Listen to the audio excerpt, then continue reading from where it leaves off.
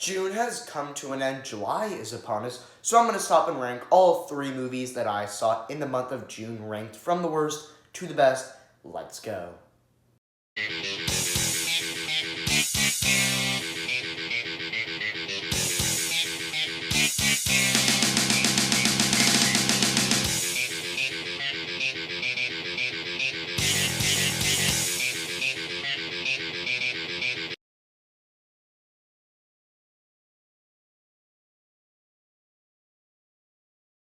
So yes, I'm going to be ranking all three movies that I saw in the month of June. And this month was last month, it is July 1st as I'm filming. Last month was a crazy month. It was a very crazy month. And yeah, it was very crazy. I went on a bunch of trips, all that stuff, so I really just didn't have time to go to the movies a lot. And I'm even lucky to see three movies, really. I just really did not have time to go to the theaters. Trust me, guys, I tried to make time, really couldn't schedule it out because I had so many trips. And once I got back, I had so much homework for school, and I just didn't have time to schedule it out and go to the theaters. And yeah, and there's a lot of franchises trying to catch up on as well. So, didn't have time. So I'm gonna quickly speed run through the movies that I wanted to see last month, but I didn't. First we got Ballerina, John Wick spinoff, starring Ana de Armas. We even got Keanu Reeves, and there's John Wick. And this is a film I was really excited, one of my most anticipated films of the year, really. Also, summer. And yeah, I was really looking forward to this film. I love the John Wick films, all four of them. I love them. I actually own them on Blu-ray in my collection. I have the four film collection. So yeah, maybe I'll do a Blu-ray video if you guys want. I'll probably do that at the end of the year, showcase it to you guys. But anyway, really looking forward to this film. And at the start of June, before it came out, I left on a trip. And then once I got back, I had a bunch of homework and stuff, so I didn't have time to go to the theaters. Because once I got home from school, I had to get right to homework. And then I had some busy family stuff. And then once I actually had time to see it, my theater was playing it only at 10 p.m. at night. So I'm not gonna go see a movie at 10 p.m. at night. So I just didn't have time to see it. And yeah, I was really pissed when I just looked and I was like, oh, it's 10 p.m. at night. So yeah, it would just leave until 1 a.m. So I'm not gonna go see that and stay up till 1. I'm gonna be sick the next day. So I just really did not have any time to see it. So I was very pissed. The other movie is, or also actually, I will do a review when I see this movie, when it releases on streaming. Day one, when I just scroll to find out it's on streaming, I'm checking it out and I will probably do a review. Be kind of weird though, you're going to scroll through YouTube in September and see my review for it, but yeah, that's what I'm going to do. I'm going to do a review for it. I don't care if I didn't see it in June. This is one of those movies where I will do a review for it. It'll also be in my ranking at the end of the year ranking of all the films I saw in 2025. Anyway, the other film I missed out on was Predator Killer of Killers. I did a bunch of trailer reactions for it. You can go check those out right now. But I have never seen a Predator film. And like I said, June was super busy for me, and I didn't have time to watch the entire Predator franchise because I've never seen them. So before Badlands comes out in November, I will watch the Predator franchise for the first time, including Killer of Killers. Yeah, so that's just the only reason why I didn't see Killer of Killers, because I just didn't have time to watch the Predator franchise. I also missed out on 28 Years Later, which is a film I was looking forward to. I've never seen the 28 movies, days later or weeks later. But the trailers are some of the best trailers we've ever gotten in our entire lives. In my opinion, the trailers were incredible, and I love zombies, find them very fascinating. And I love season 1 of The Last of Us, not season 2. Season 2, big disappointment. Season 1 was fantastic.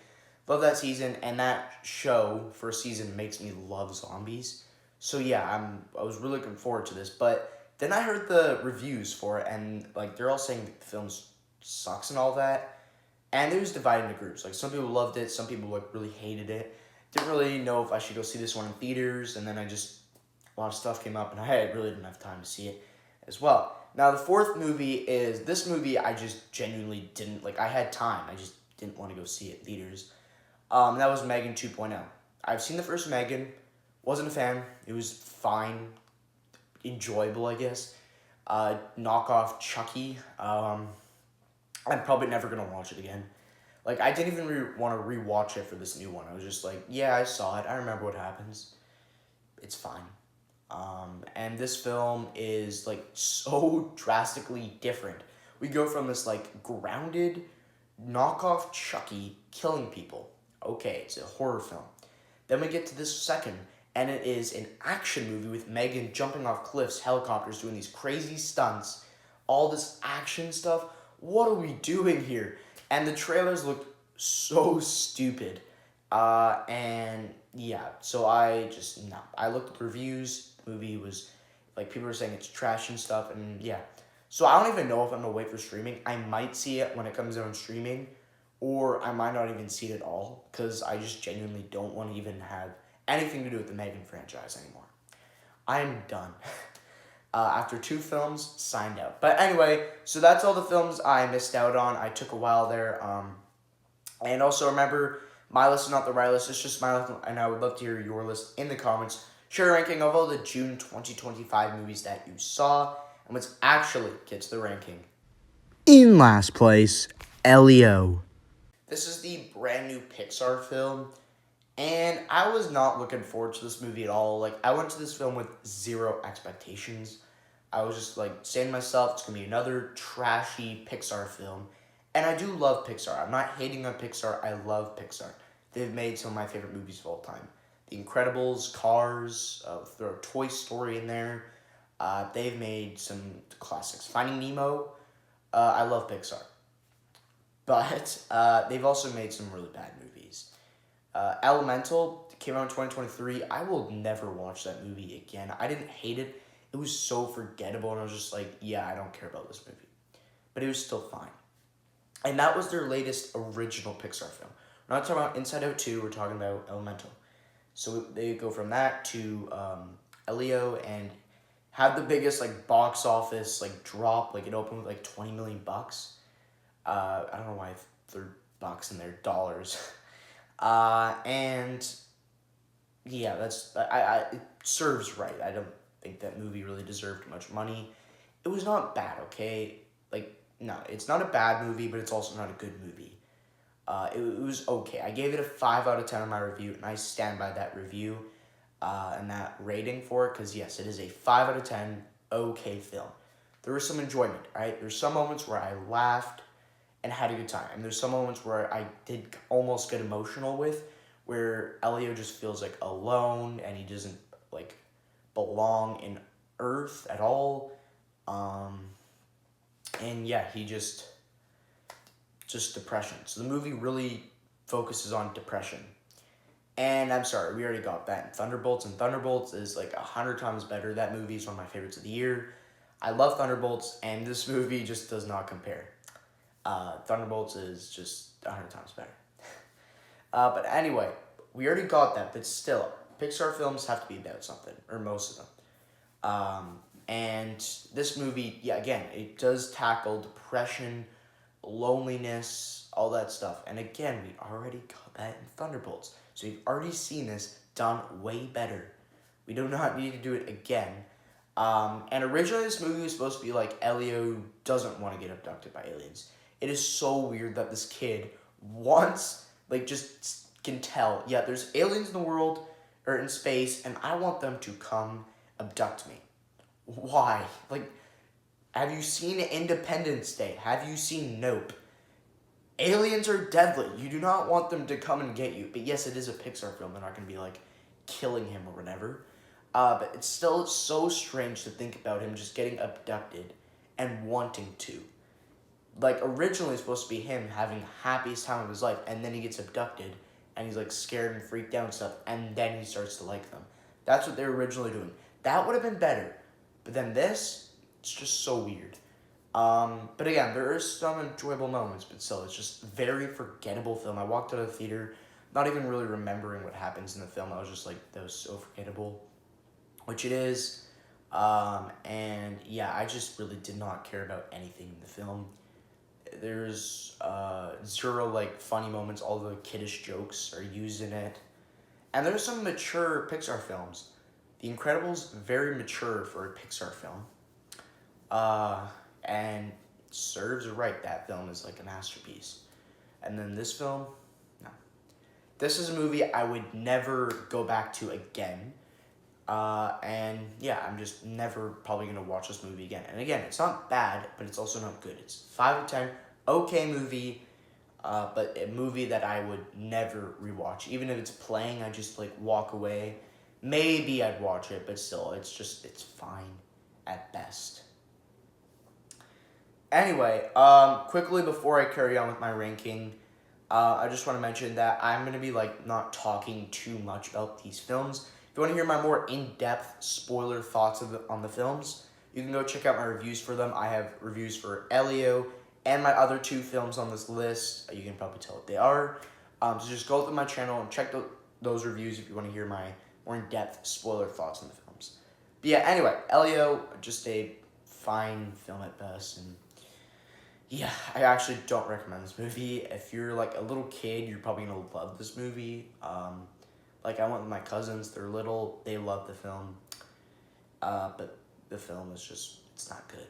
It's not bad, it's not good. My runner-up, How to Train Your Dragon. Now this was a movie I was really looking forward to, but also very nervous for, because the original How to Train Your Dragon is one of my favorite movies of all time. Not just one of my favorite animated movies of all time, literally one of my favorite movies of all time. It's an absolute classic. I could watch it every day. I just love that film. And doing a live action remake really just like kind of nervous me. Like, I don't know, I was just kind of scared for it, but also at the same time I was like, this could be cool. Like seeing the dragons and stuff in live action, that could be sick. So I went to this film, again, scared but also really excited.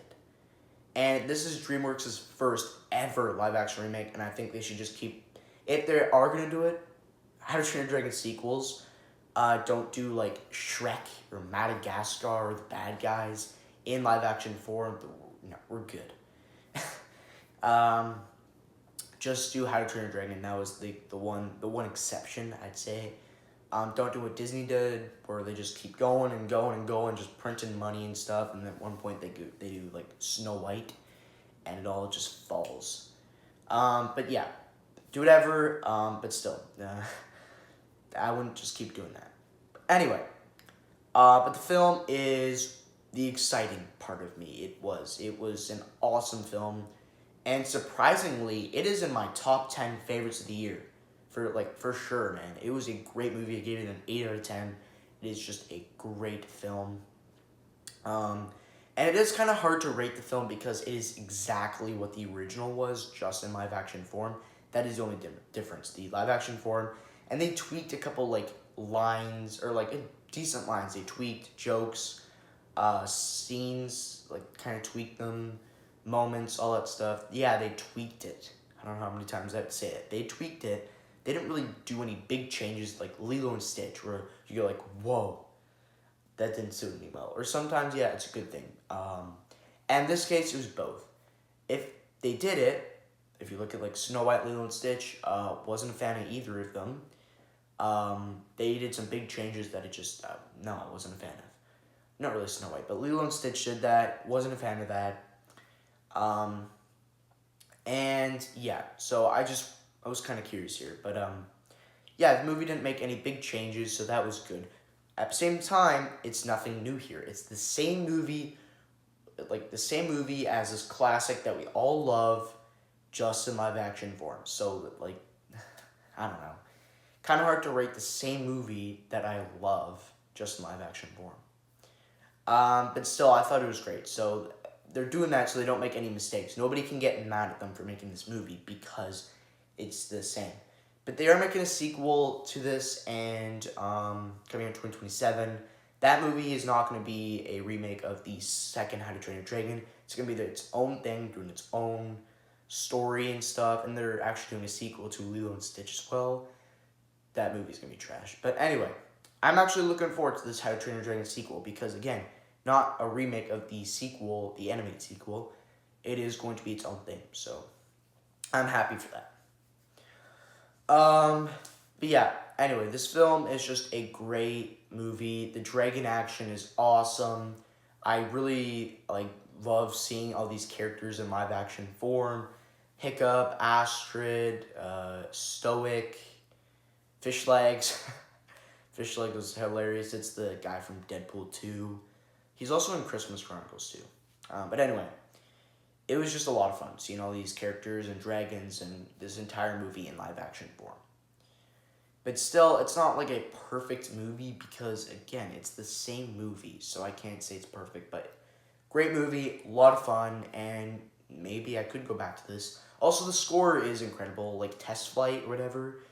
That movie, score, I don't know why I said movie. That score, riveting stuff, I love it. One of the best scores of all time. Like, I have it on Spotify's. In my playlist. I will listen to it just whenever, and yeah. Maybe I'll listen to it after this video. But yeah, great movie. But in first place, F1 the movie. This was one of my most anticipated films of the year. Like, I was so freaking excited for this because it's directed by Joseph Kosinski, who directed Top Gun Maverick, which is a 10 out of 10 masterpiece, one of my favorite movies of all time. And he's going from planes to cars. Sounds great. We got Brad Pitt, one of my favorite actors of all time, in here. So everything just sounded great. The trailers were incredible.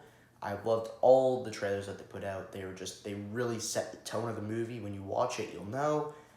And yeah, the car scenes, like all the car, like the races in this film are just awesome. Like, that first race, that opening race of the film is just awesome. And really just lets you know this is going to be a special movie. And you just move on. All the Formula One races are just incredible. Honestly, there's some really intense ones. There's some, intense crashes. And that final race when Sonny Hayes is just... it's up to him now since Joshua Pierce crashes and stuff, and then he's just going and, there's a car behind him and stuff, and once he, crosses that finish line, I just wanted to scream and cheer and all that stuff in theater, but I am in a theater, so I should probably shut up or I'm going to get thrown out. But there's this one person, lady down below, and she was just clapping and stuff. Just a little clap, but I wanted to do that too. I just didn't really want to get in trouble. But anyway, in my mind, I was screaming, cheering, all that stuff when he crossed that finish line. Man, this movie is amazing. I gave it a 9 out of 10. It is an amazing film. It's on my Blu-ray buy list, man. I will buy this on Blu-ray. I just freaking love this movie. And yeah, so really just go check this one out because it is incredible. Brad Pitt's acting is so dang good. And he has a spine thing on his back when he crashed when he was younger in Formula One. That's why he never went back to it till his friend approached him. It's the guy from, I don't know why I keep saying this, but it's the guy from Pirates of the Caribbean, Dead Men Tell No Tales. He's the villain, the ghost, whatever. I don't know why, that's, when I think of this guy, that's what comes to mind. Because that movie sucks, but that still comes to mind, so. But anyway, yeah, I think that all the performances were good. The guy who plays Joshua Pierce, great stuff. The girl who plays Katie, who is, the love interest for Sonny Hayes, she was incredible. Everyone here, the entire cast was phenomenal in this film. And it's not even just the racing. We get, a little romance in this film. Really enjoyed that. Same with Top Gun Maverick. We get a romance in that. I enjoyed the romance in F1. It was great stuff. And not even just that. We get, kind of a little, I don't even know, battle or whatever. Not battle, but, where there's, a big argument that's going throughout where Sonny Hayes is, this old school... old guy who's, in his 50s or whatever. I don't even know how old Brad Pitt is. Doesn't matter. Or he's just this old school racer and stuff. He's coming back to Formula One. And then we got Joshua Pierce, who's, this young, fresh, kind of rich brat. but he's still really good. So like, which one is better? It's kind of like in Cars, where we got Lightning McQueen, who it turns out is this like rich brat who thinks he's so cool and stuff. By the end, like instead of racing or like going on the finish line, he goes back and grabs the blue car, whatever his name is, and lets him finish. So it's not really about finishing. It is, but also it's like it's about the having fun and yeah, I don't know, it's staying safe, whatever. But anyway, we get that like argument throughout, and then eventually Joshua Pierce and Sonny Hayes become like best friends or whatever at the end. That was really cool. So it's not just the racing that I love about this movie. Also, the soundtrack of this film is a banger, one of the best soundtracks of the year for sure. The score of the movie is so like pumping, where it will just like make you want to cheer like 5 times. So when I watch like when it comes out streaming or when I buy it on Blu-ray, I'm gonna be watching it all the time and just like yelling to the score, the soundtrack, the races, all that stuff. Man, it was just incredible. And yeah, this movie is one of my favorites of the year for sure. If not, maybe it could be my favorite of the year. Like, I need to sit with this a little bit. Maybe when I rewatch it again, when it comes out in streaming or whatever, maybe it'll change. Maybe it'll be my favorite film of the year. We don't know. But yeah, this movie is just incredible. So there you have it. That is my ranking of all 3 June 2025 movies. Make sure to tell me your list in the comments. And yeah, I will see you guys in the next one.